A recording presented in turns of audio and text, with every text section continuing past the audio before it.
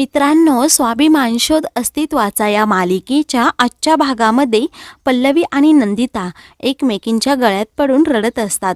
तेवढ्यातच गौरव तेथे येतो आणि त्या दोघींवर जोरात ओरडतो. बोलतो, भरल्या घरात रडायला काय झालं आहे? तेव्हा गौरव अचानक आलेला पाहून नंदिताला खूप मोठा धक्का बसतो. नंदिता घाबरूनच गौरवला विचारते, तुम्ही कधी आलात? तेव्हा तुमची दोघींची रडण्याची मैफिल चालू होती तेव्हाच मी आलो.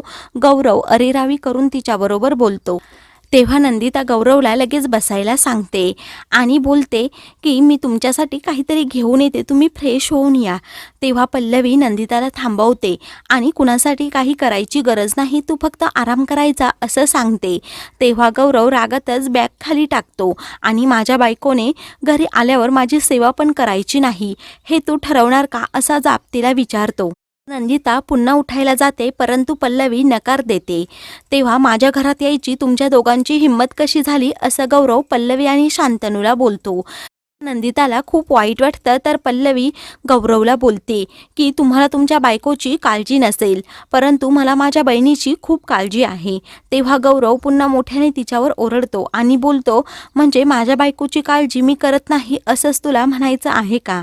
तेव्हा पल्लवी बोलते, मला ते दिसतंय तुम्ही किती काळजी घेताय ते, आणि जर अशीच काळजी घेतली असती तर आज तिच्यावर ही वेळ आलीच नसती.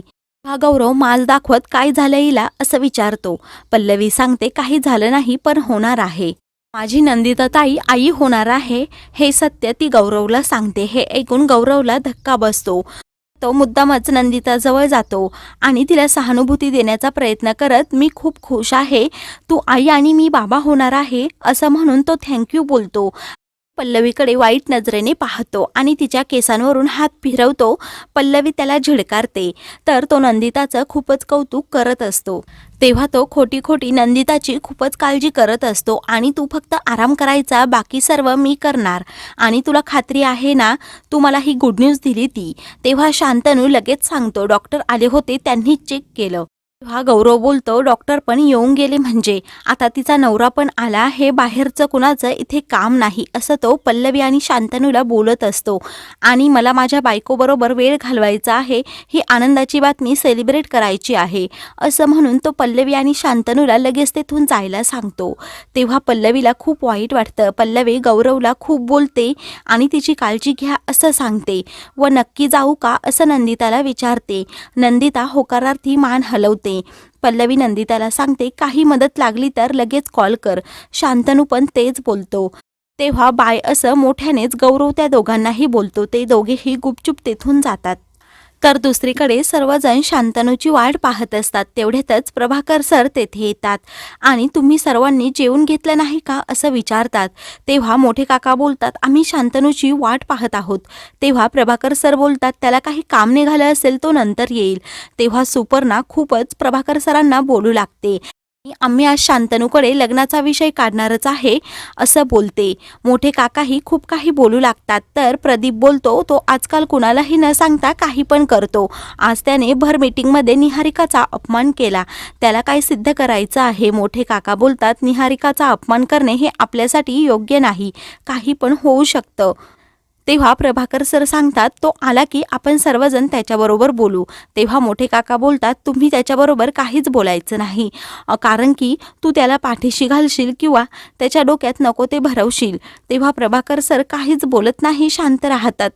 तेव्हा मेघना हळूच विभावरीला सांगते की सर्वांना जेवून घ्यायला सांगा, मुलींनाही भूक लागली असेल. तेव्हा विभावरी सुपर्णाला सांगते, तुमची गोळ्या खाण्याची वेळ झाली असेल, त्यामुळे तुम्ही तरी जेवून घ्या. तेव्हा आज शांतनूचा निकाल लावल्याशिवाय आणि त्याच्याकडून मी उत्तरं मिळवल्याशिवाय पोटात अन्नाचा एक कणही घेणार नाही, असं स्पष्टपणे सांगते. तर इकडे पल्लवी आणि शांतनू पल्लवीच्या हॉस्टेलवर येतात परंतु पल्लवीचं कशातच लक्ष नसतं. तिला सारखं नंदिताचं बोलणं आठवत असतं की गौरव माझा खूप काही छळ करत आहे. शांतनू पल्लवीला भानावर आणून हॉस्टेल आल्याचं सांगतो परंतु पल्लवीला काहीच समजत नसतं. पल्लवी नंदिताच्याच विचारात असते.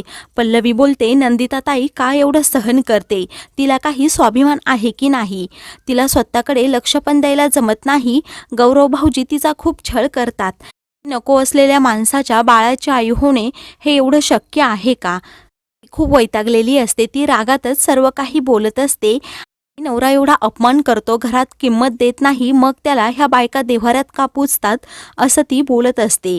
तेव्हा शांतनू तिला शांत राहायला सांगतो आणि तुझ्याच नंदिता ताईच्या मनात असेल की आई होणं, मग आपण त्याला काय करणार असं बोलतो. आणि तुला आता स्ट्रॉंग व्हावं लागेल, तुला पेशन्स ठेवावे लागतील, कारण नंदिता ताईला आता तुझी खूप गरज आहे, असं तो पल्लवीला समजावतो. मी अगोदर स्वतःची काळजी घ्यायला सांगतो. पल्लवी शांतनूला बोलत असते, आज मी खूप खुश होते, कारण आपल्या दोघांचं प्रेम मी नंदिता ताईला सांगणार होते, असं म्हणून ती खूप रडू लागते. तेव्हा शांतनू तिला बोलतो, आपण फक्त नंदिता ताईला नाही तर घरातील सर्वांना आणि जवळच्या व्यक्तींना सर्व सांगणार आहोत. पल्लवी खरंच का, असं शांतनूला विचारते. तेव्हा शांतनू हो बोलतो. पल्लवी शांतनूचा हात हातात घेते आणि त्याच्याकडे पाहतच राहते. शांतनूकडे पाहून हसत असते. दुसरीकडे नंदिता बेड आवरत असते. तेव्हा गौरव तिला प्रेमाने जवळ घेतो आणि तू काम काही करायचं नाही, तुला सांगितलं होतं ना, सर्व काम मी करणार, असं तिला बोलतो. आणि जवळ घेऊन जोरात तिचे केस पकडतो आणि तुला सांगितलं होतं ना, प्रिकॉशन घ्यायचं, हे मूल ठेवायची काय गरज होती, म्हणून तो नंदितावर खूप ओरडतो आणि तिचा मानसिक छळ पुन्हा करू लागतो. नंदिता खूपच घाबरते आणि खूप रडत असते. तेव्हा तो बोलतो, तुला काय वाटलं की तू प्रेग्नेंट आहेस म्हणून मी तुला काही कामं सांगणार नाही. माझा पगार कमी आहे, त्यात गाण्याचं करिअर एवढं चांगलं नाही, एवढा त्या मुलाचा खर्च कुठून आणायचा, तुला लाज वाटली पाहिजे होती, असं तो नंदितावर काही पण आरोप करत असतो आणि तिला लगेच जेवायला वाढायला सांगतो. तेव्हा नंदिता तेथून जाते. तर तो पल्लवीचा फोटो हातात घेतो आणि पल्लवी थोडी झणझणीत आहे, परंतु मला ती चालेल, तर त्या फोटोकडे पाहून वाईट नजरेने पल्लवीकडे पाहत असतो. आणि शांतनू आणि हिचं नक्की काहीतरी चालू असेल, कारण कुठेतरी पाणी मुरतंय, हा योगायोग नाही. आणि पल्लवी शांतनूमध्ये काय आहे या दोघांचा तपास करायला पाहिजे, असं तो मनातल्या मनात विचार करत असतो आणि पल्लवीच्या फोटोकडे पाहून हसत असतो. दुसरीकडे घरी सर्वजण शांतनूची वाट पाहतच असतात. तेवढ्या शांतनू तेथे येतो आणि तुम्ही सर्वजण असे का बसलात आणि उभे का आहात, असं विचारतो. तेव्हा सुपर्णा विभावरी आणि मेघनाला सांगते, तुम्ही जेवण गरम करण्यासाठी घ्या. तेव्हा शांतनूला समजतं की कोणीच जेवलं नाही. तेव्हा तो सुपर्णाला बोलतो, तुम्ही अजून जेवून का घेतलं नाही, तेव्हा तुझीच वाट पाहत होतो, असं सुपर्णा रागात बोलते. तेव्हा प्रदीप काका, तुम्हाला अगोदर सांगायचंच ना, मी तुम्हाला जेवून घ्यायला सांगितलं असतं, तो प्रदीपला बोलत असतो.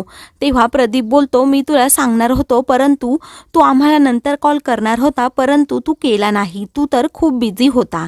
तेव्हा सुपर्णा, तू एवढा वेळ कुठे होतास, असं शांतनूला विचारते. शांतनू सांगतो, मी थोडा बाहेर गेलो होतो. सुपर्णा त्याच्यावर ओरडते आणि गेली कित्येक दिवस तुझं हेच चाललं आहे, नेहमी कारणे देत राहतो आणि बाहेर पडत असतो. पल्लवीचं तुझ्यावर प्रेम आहे हे तू 15 दिवसात सिद्ध करून दाखवणार होतास, त्याचं काय झालं? ती मुदत आता संपत आली आहे. पल्लवीचा होकार पण आला नाही आणि तू निहारिकाबरोबर लग्न करण्यासाठी होकार पण दिला नाहीस. तेव्हा शांतनू सुपर्णाला सांगतो, मला अजून थोडा वेळ हवा आहे. मोठे काका त्याच्यावर खूप ओरडतात आणि अजून किती वेळ हवा आहे, तू दापोलीला तिच्या पाठीमागे पळत गेलास आणि भर साखरपुड्यात तिच्यावरचं प्रेम व्यक्त केलंस. प्रभाकर सर सर्वांसमोर शांतनूची बाजू घेतात आणि तो म्हणतोय ना, त्याला वेळ हवा आहे, मग अजून त्याला थोडा वेळ देऊयात, प्रभाकर सर सर्वांना सांगत असतात. तेव्हा मोठे काका प्रभाकर सरांवर ओरडतात आणि तू मध्ये बोलायचं नाही, तुला मगाशीच सांगितलं होतं, तू उगीच शांतनूला पाठीशी घालतो, मग तो बिथरतो. तेव्हा प्रदीप सांगतो की शांतनू, आज तुझ्यामुळे मोठ्या वहिनींनी पोटात अन्नाचा कण पण घेतला नाही.